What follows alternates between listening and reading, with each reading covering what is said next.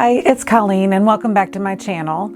I have not posted a video since July of last year, so let's talk about that.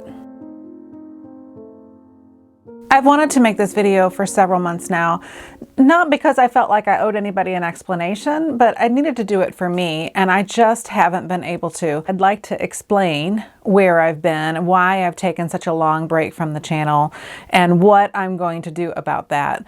But it's kind of hard to pick back up where you left off when so much time has passed by. So I think I'll just rewind back to July of last year. I posted a video about a sewing machine that I had restored, and in the previous video I had said something about I needed to get started making a dress for a ball. The ball is supposed to happen in 1 month, and I have not sewn a single stitch of that dress. I had good intentions, but it just never happened. I think what's happened to me is common for a lot of people my age. I turned 50 this year, and I'm finding myself kind of caught in that sandwich generation area of life. We are launching our children out into the world at the same time that we're needing to pick up some responsibilities for our aging parents.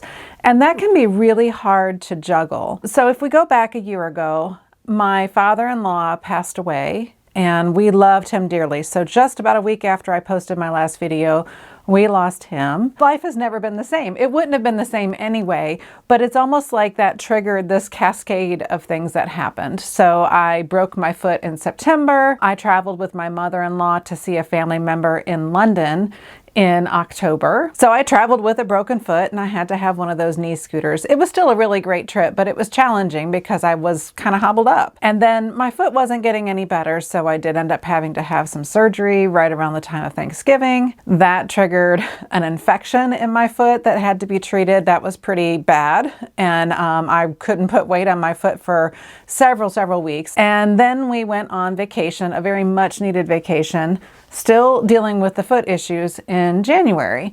And we got back from a week on a cruise ship to the wonderful realization that my YouTube channel, which I had started just for me, had gotten some traction. In fact, out of my subscriber count of about 6,150, most of you have come since January. You know how it is with the YouTube algorithm. Sometimes a video will hit the algorithm, so to speak, and you can just see a lot of wonderful response from people. So that's what happened. It was my sewing room tour video, and that generated a lot of response. I got a lot of subscribers. A couple of other videos started to get some traction. And anyway, long story short, I came back from vacation to a huge uptick in activity on my channel.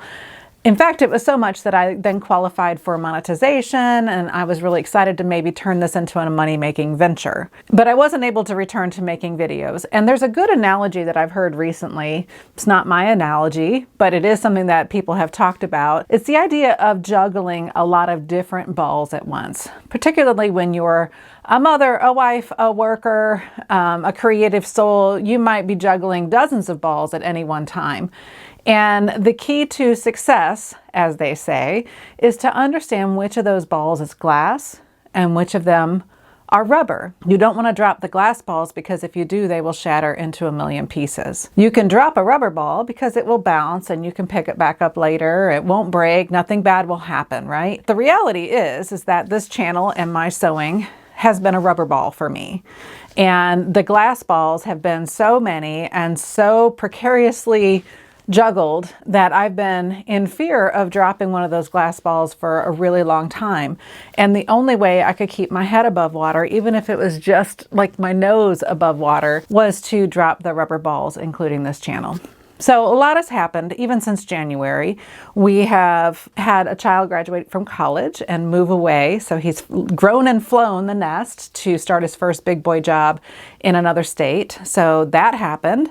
My younger son graduated from high school. We had a lot of college trips earlier in the year, and he's now settled into his first semester at university, and he's happy as a clam. So that's been good. My mother-in-law had some health issues, and so we've been helping her through those and getting her settled into a new place to live. Our dog died in January. I mean, it's just been a lot of different things. I had my first ever case of COVID followed by a terrible case of the flu just a few days after I recovered from COVID. I got stuck in another state while I had COVID, so I had to hole up in a hotel room. I mean, it's just been ridiculous. So in my community tab on my channel, I posted something about it's been a bad country song, and it really feels that way. I haven't actually been back in my sewing room for any amount of time since July of last year, but this month, September 2023, I did return to the sewing room. You know, you kind of enter a state of creative atrophy after a while, or creative paralysis, right?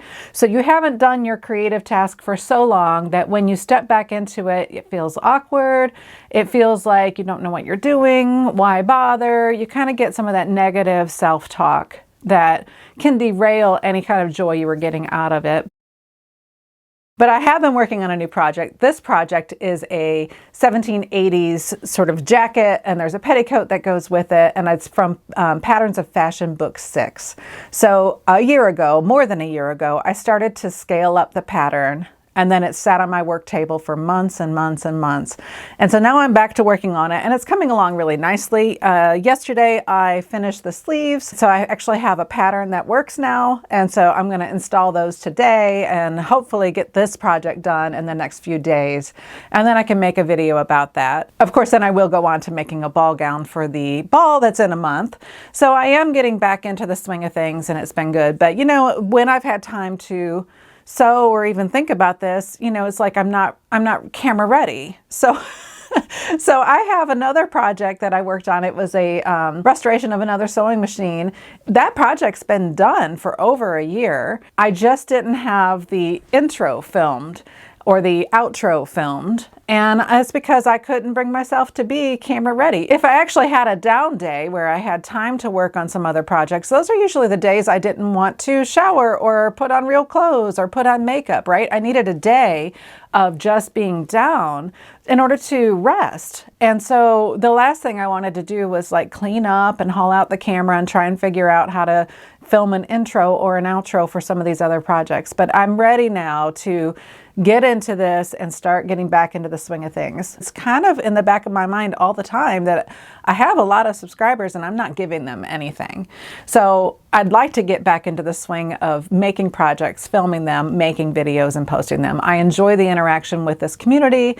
I enjoy the process of being creative. I enjoy the video editing. I enjoy all of it. So I need to do that for me, but I also want to do it for you guys because you've subscribed, and I'd like to give you more of the content that made you subscribe in the first place. But I'm also at a crossroads professionally, and I'm trying to figure out what I'm gonna do now that we are basically empty nesters. I mean, we still have a college student who will come home on breaks and things like that, but for all intents and purposes, the active phase of raising our children is over, and we are seeing that we have a lot of time where we're not, you know, running around after our kids for the first time in almost 23 years. I am trying to figure out what I want to do next. And I have worked part-time as an editor and writer for many, many years. So I'm trying to figure out, do I want to go back full-time? Do I want to stay part-time and explore some other opportunities like this YouTube channel that is now earning money? I'm not really sure what I want to do next, but I do know that more regular posts on this channel is part of what will make me happy.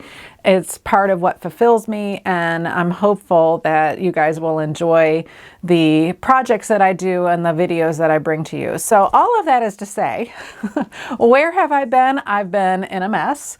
But we are digging our way out of that. We are in a better place. We would not have changed anything about how we handled the last year. Everything that we did was essential and important and meaningful. So really, not doing videos on my YouTube channel didn't hurt anybody. It didn't leave anybody else in a bind.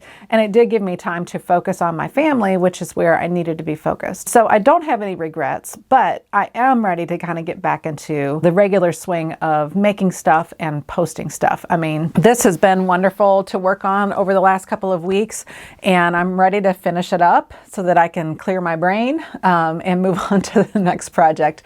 I've said it before and I'll say it again, I am a one project girl. Some people can work on multiple projects at a time. I'm not wired that way, so I need to finish this and clear the pipeline before I can start the next project. But I have learned so many things about using Patterns of Fashion with this project, and the fitting stuff that I've gone through on this jacket will definitely play into the next project that I do. So it was an essential task to finish this first, but now I'm up against a big deadline, so I need to get started on my other projects. Anyway, I don't know if anybody cares about this video, but I just wanted to make sure that you know that you're not alone. When times are tough, you do have to let some things go, and just remember to let the rubber balls go because you can pick them up later and put them back into rotation. And remember, when it rains, look for rainbows.